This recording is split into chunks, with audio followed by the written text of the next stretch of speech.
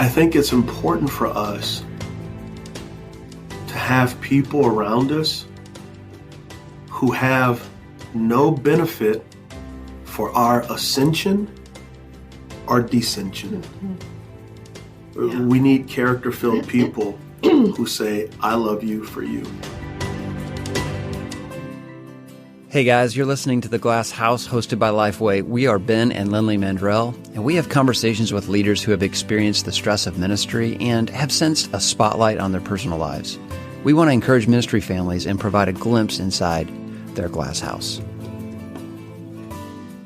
Today on the show, we have Derwin and Vicki Gray. They lead Transformation Church in Charlotte, North Carolina, and they have an incredible story. Yes, they do. I was amazed listening to their testimony.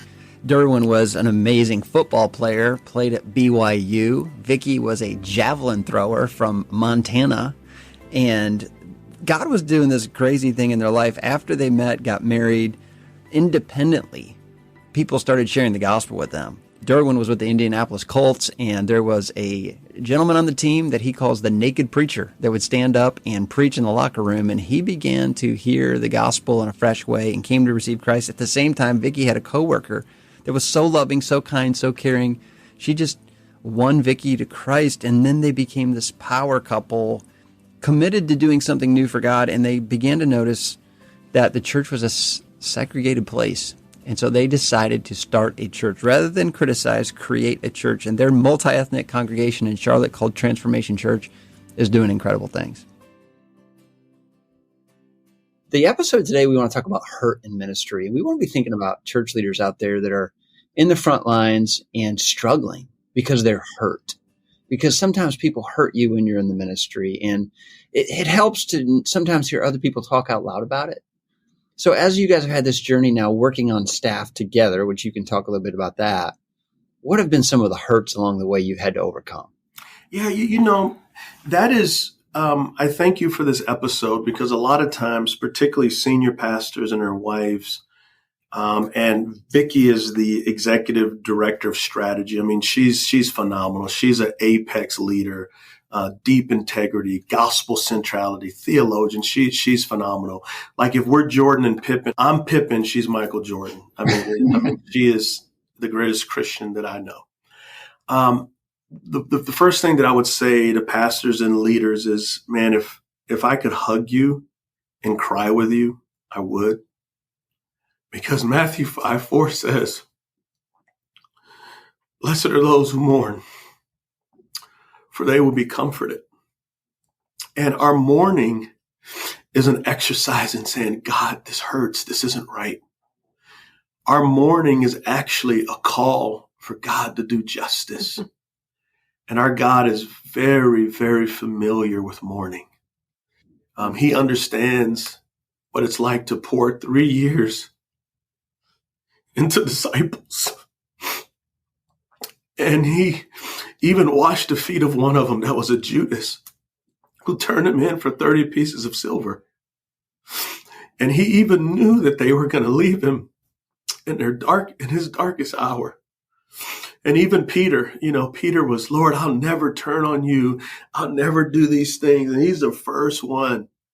But yet and still, when Jesus rose from the dead, he talked to a woman first, by the way.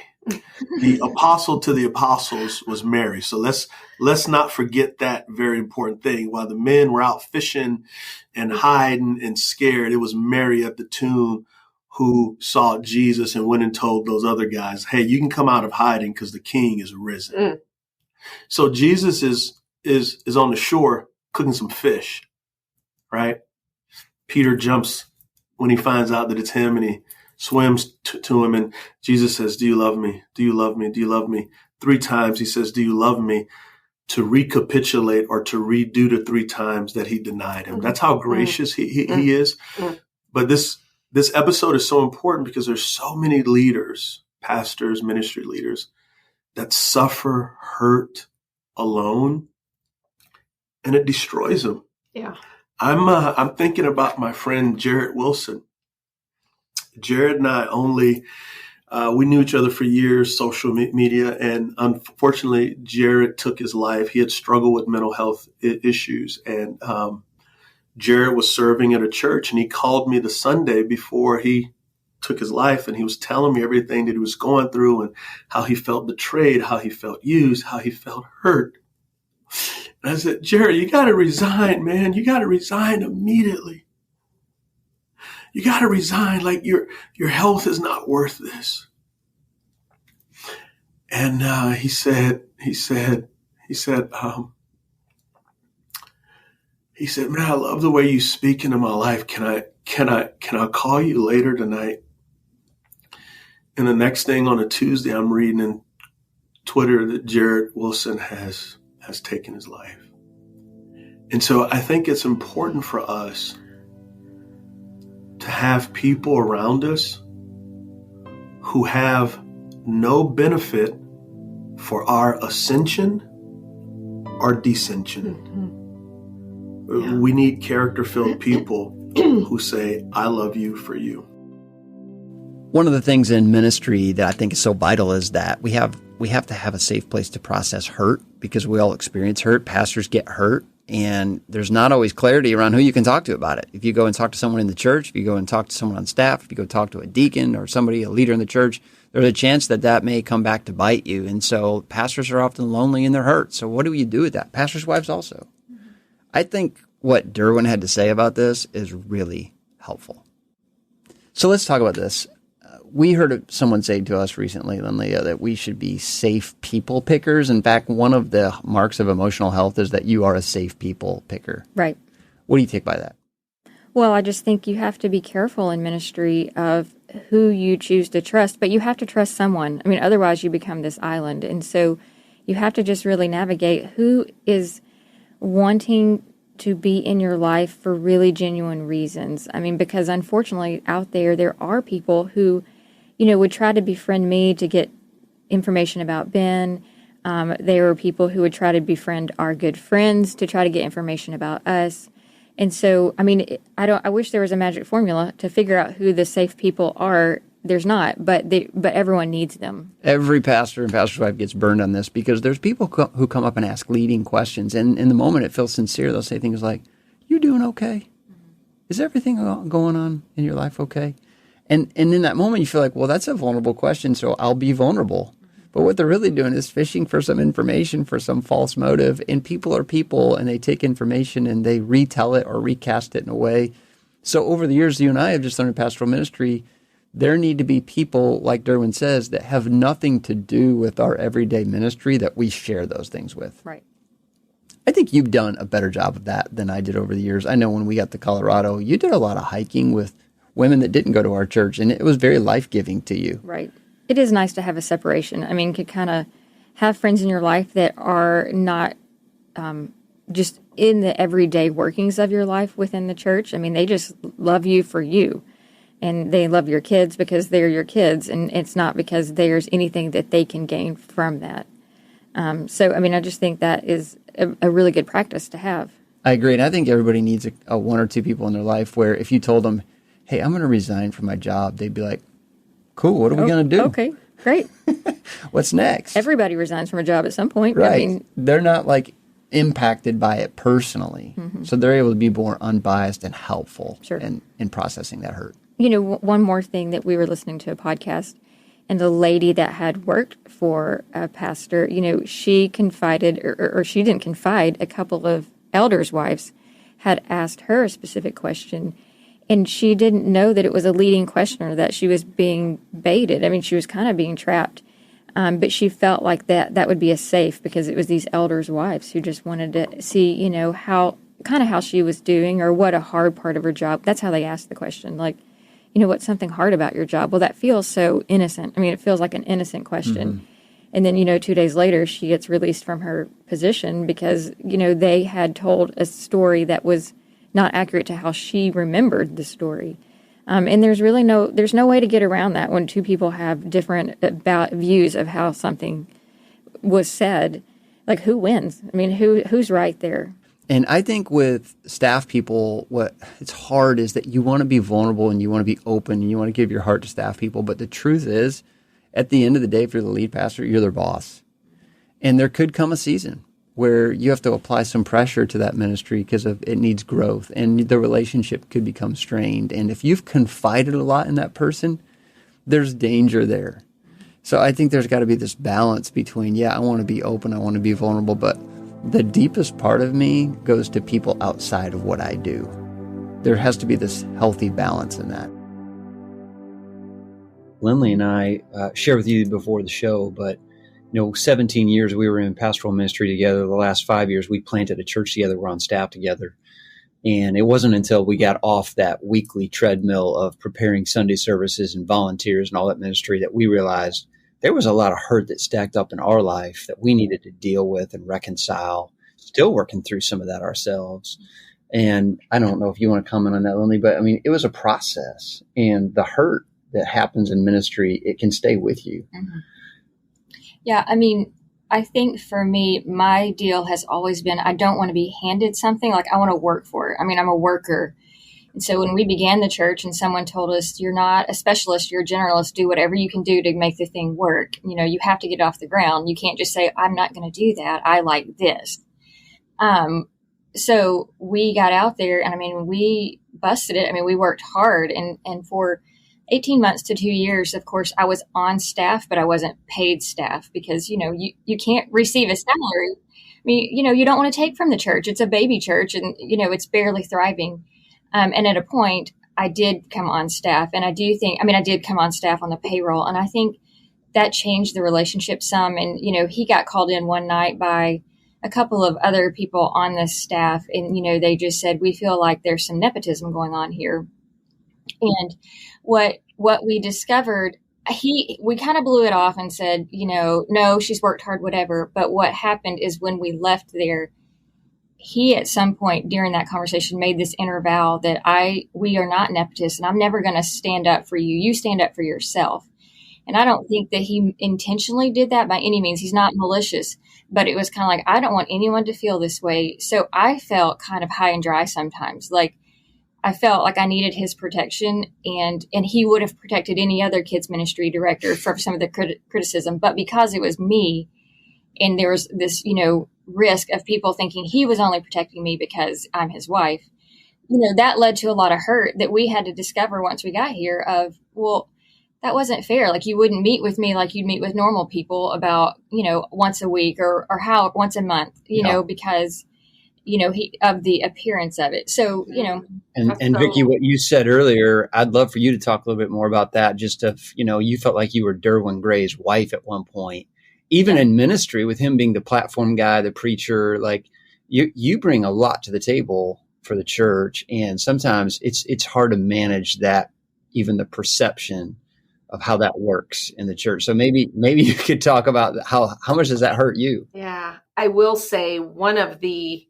benefits, I think, of us when we first became Christians, doing this itinerant ministry, this nonprofit speaking organization, but this itinerant ministry where he would travel and speak, and I would organize, build a website, donors, etc. And I did some speaking as well. And then we served very heavily in our local church. In fact, I like to say that's where we were spiritually raised. And so during those years, we had a lot of come to Jesus moments in our marriage. So before we even got into leading the church together, God took us through some really hard things, similar to kind of what you're talking about, right? Like, what does it even mean to be a husband and wife, right? Like, what does this look like? And so that is a huge blessing. Now, probably 7 years into the church plant, into Transformation Church, we really hit some walls. Part of it was we had outgrown our structure, and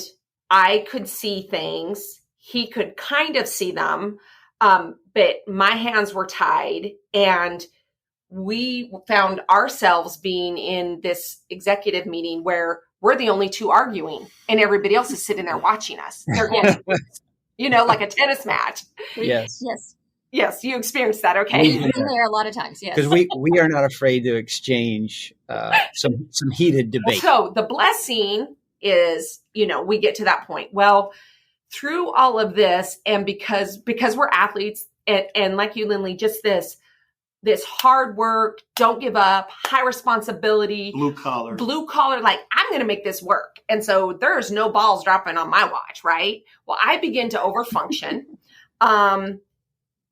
People, I think, are happy to let me overfunction because that's less off of them, right? But it just created this dysfunction. I actually went into a couple years, didn't even know it for probably about 2 years, that I went into like a clinical depression. Because there was also some friendship issues on our team that I was caught in the middle of, that I was just stuck. And all I could do was pray and cry and ask God to like do something huge. And so. Well, and during that season also,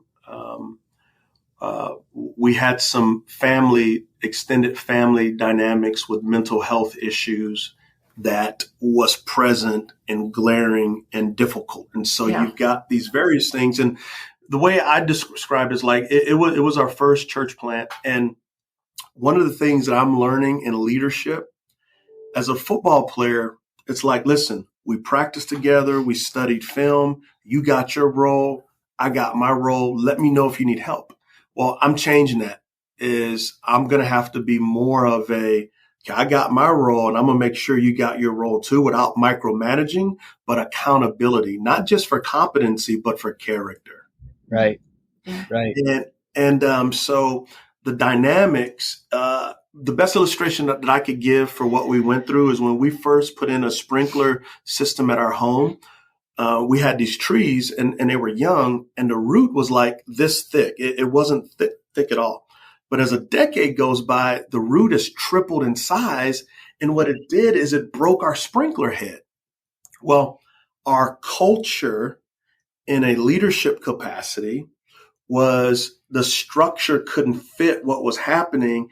And there were character flaws that was breaking things. And so that was because she's such she owns things.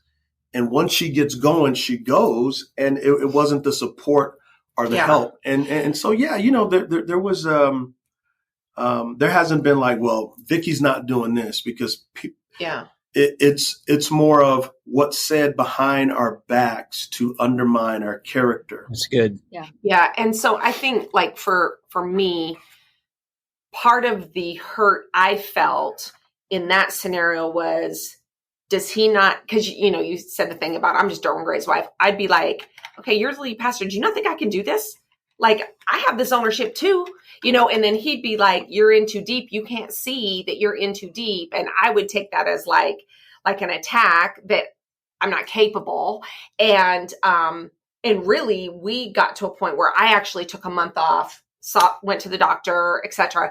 We had some conversations because it was threatening to tear us apart.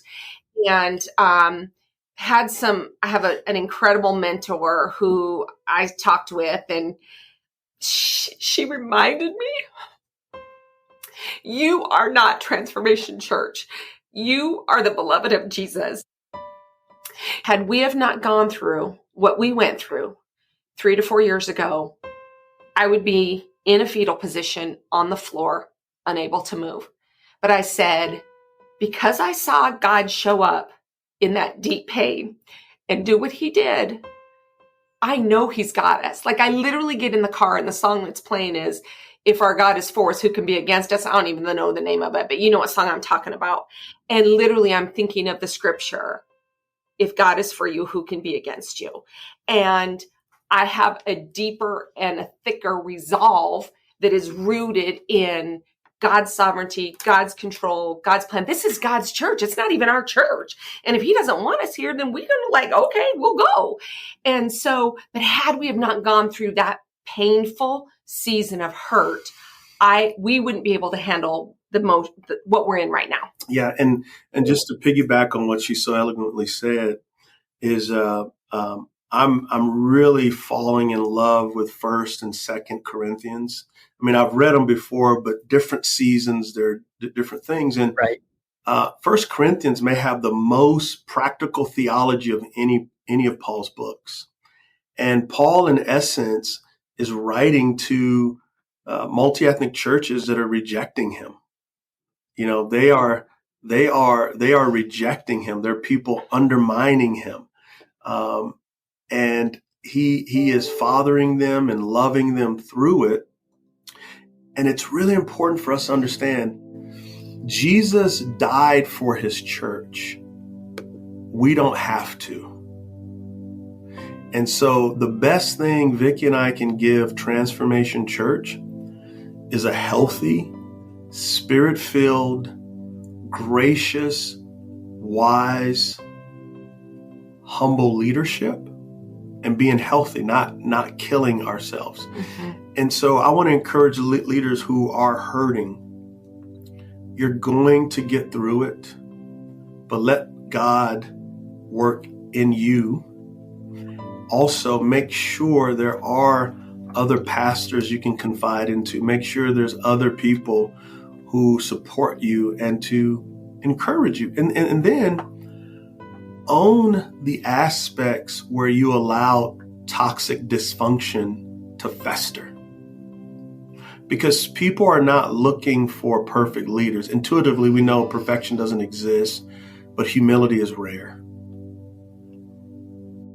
When Vicki was referring to this season of overfunctioning, I really related to that just because I found myself in our church planning journey of not wanting other people, other staff members, any of our launch team to assume that I had gotten to a role because I was Ben's wife. And so in my mind, I made this vow that I've got to work to make sure that they know that I deserve this position that I'm in, and it's not because he's given it to me. And so I found myself similarly also just over-functioning, like, what can I do? What more can I do? I mean, even to the detriment of our family sometimes. I mean, the kids would get home from school. They were all elementary age at this point. And, I would send them to play because there was more emails I could do. There was more things. And I think over the years when we were at Storyline, I did get better at learning to delegate and learning that, developing leaders is one of the greatest gifts. But, it took a process of me going through my own season of overfunctioning. I think what you and Vicki are referring to here is really a discussion of Acts chapter 6, where the apostles decided they couldn't effectively teach and pray for the church and wait on tables. They recognized their limitations, and if they would have tried to just say, no, we're going to do it all, they would have destroyed the ministry of those people that stepped up and filled those roles. But in the church, you really do feel the pressure of, man, I got to carry extra weight. I got to carry not only my weight, somebody else's weight, particularly in a church plant setting, which is what they were in as well, because you feel like we're going to do this. This is not going to fail. It's on our shoulders. And that tenaciousness is a little bit of what draws you into church planning, but it can also be the thing that kills you. Well, I look back at it, and it's also pretty harmful when, the pastor and pastor's wife can think that. And what happens is that you exclude people who also can do that stuff. And that is the beauty of the church, is when you combine everybody's gifts.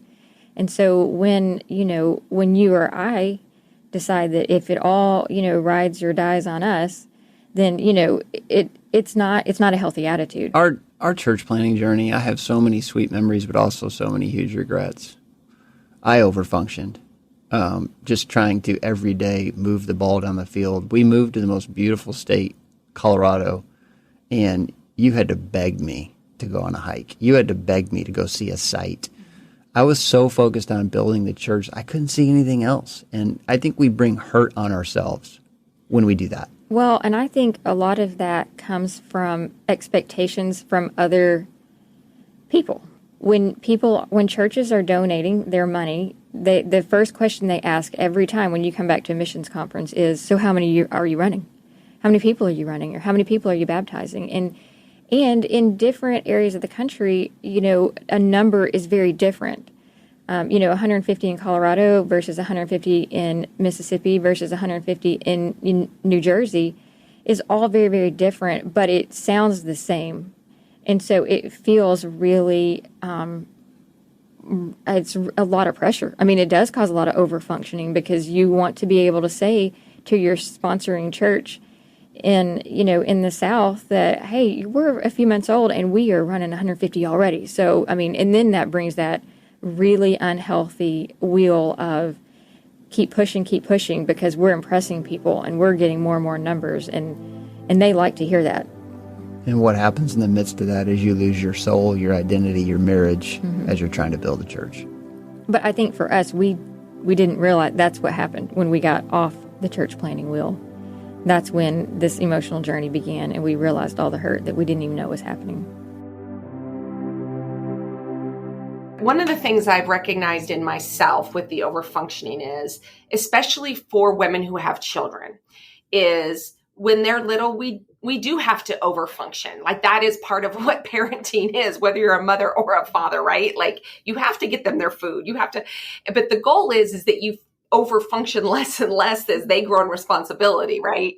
What I found was it was too easy for me to transfer those in good intentions over to my leadership at the church because of the ownership that we had, right? Yeah. And what I realized is my overfunctioning is causing someone else to underfunction. Yeah. And that's very dangerous, right? And in that process, and this also goes back to the hurt, because when this situation happened 3 or 4 years ago, I felt so betrayed, so angry, so hurt. And I remember one morning up early praying and journaling, and I was just like, Lord, how, this hurts so bad. How could anyone do this?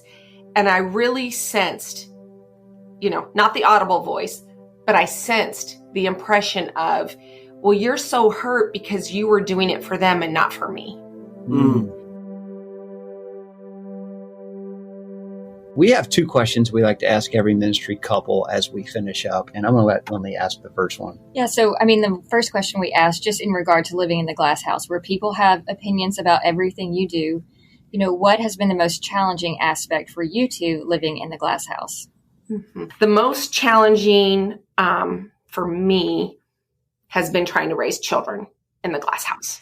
Mm-hmm. And I'm sure a lot of people can relate to that, because you have this desire to protect them, and you want to do things well and honor God in that process. And often well-meaning people will say things to your children, and they don't mean it to come across wrong, but then your kids can receive it wrong. And then they're receiving these arrows, right? And then you're feeling stuck, because we tend to be just very transparent, but we're like, how do we be transparent about our kids' stories when it's their story, but yet we're the parents? And so that has always been a challenge for me of, okay, but I'm still a mom, I'm still a wife, so I have to be able to share the things I struggle with, but do it in a way that doesn't dishonor my children or share their story that, that's theirs to share when they feel like God's given them the opportunity to share that. And so that has by far been the hardest thing for me. And don't use sermon illustrations of your children without asking them. Yeah. Yes. Or wife. Or wife. Yes. I've made that mistake. Yeah. And just adding to what she's saying is making sure that you protect your kids. Because I remember when our daughter was 13, 14, people were asking her about plans for the church plan and what we were going to do. And she's like, I'm not even sure I believe in Jesus. Like, this is their church plan. This isn't mine. And so they have to be able to grow up themselves without the pressure of, well, you must have planted the church too. It's like, no, I'm just trying to get through 9th grade. Yeah. Well, our time is short, but this is our favorite question. Ministry is hard, but it's worth it. There's people out there who are thinking about quitting, throwing in the towel. They're frustrated. They're discouraged. And maybe they should, but maybe they should also consider enduring and sticking it out.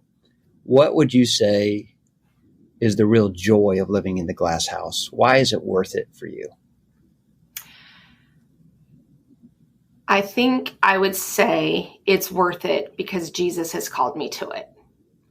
And it is being faithful to what he's asked me to do. And so if you are thinking about throwing in the towel, and like Ben said, and maybe that is what, your next step, I don't know, but I would say get alone with Jesus and wait to hear clearly from him what he has for you, what he wants you to do, because the greatest joy is being obedient to the God that loves me so much. Yeah. And I would say this, before you throw in the towel, never forget that Jesus wraps a towel around his waist to wash your feet. And what I mean by washing your feet, therapy, counseling, mentoring, working through your trauma, working through your sanctification. And also,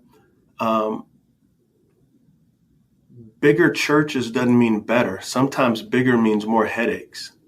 So think emotionally healthy spirituality, in the words of Pete Scazzaro, is that we want to be healthy, joyful people, even in the midst of hurt. And so, like, have some mentors, but tend to your soul, because here's the bottom line. Wherever you go, wherever we go, we take us with us. Yeah. And God wants to do a healthy, beautiful work in us. And why is it worth it?